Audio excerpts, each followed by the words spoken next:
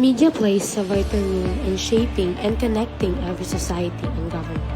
It serves as the bridge between the people and those in power by providing information, education, and a platform for communication.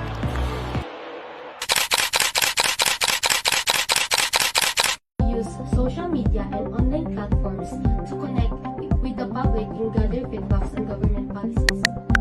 In every society and government, media is important because it connects people to information.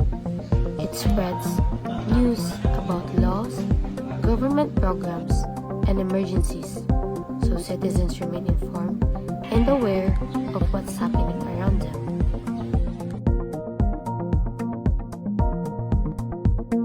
So pinaagi no aning digital platforms no, which is dili sa Municipal Information Office ng Gulwan nami kanang official Facebook page.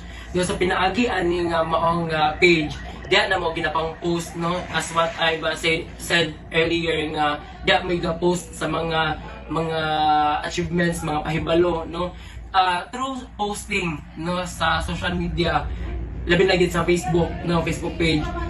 Diha nila mabalaan labi na gid sa mga katawhan ang mga nanghitabo diri sa atong lungsod sa Taguluan. Pinaagi pod ani kung na sila mga dugang nga mga pangutana, dugang nga mga clarifications about sa kanang post or sa kanang activity diha, amo pud silang matubag no, so dayon na ma'am. Without media, there would be less transparency and public participation. That's why media is called the fourth pillar of democracy, because it helps both the government and the people work together for progress.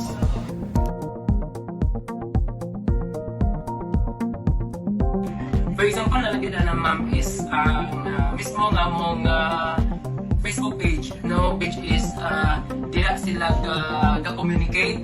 Like for example, kung mangutana sila o like for example mga emergency no nga kanang sa unsay numbers time there in Taguluan, unsay numbers sa RHU no, so by that no maka-provide dayon ang Municipal Information Office Taguluan. Manang importante gid kaayo ang social media platform ma'am.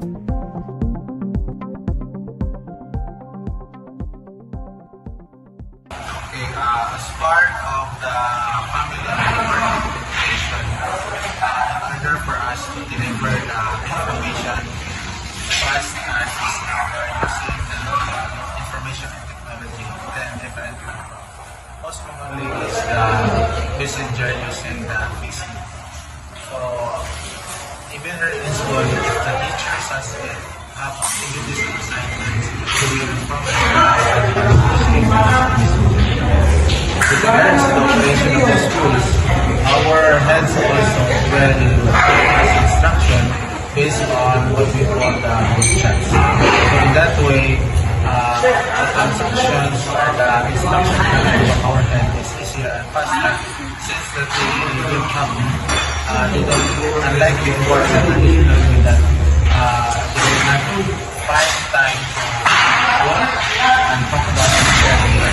So they can communicate through the platform Facebook and other platform the information. So media is essential for every society and government because it promotes informed citizen, transparency, and social participation. Media doesn't just show up the world, it helps us change it.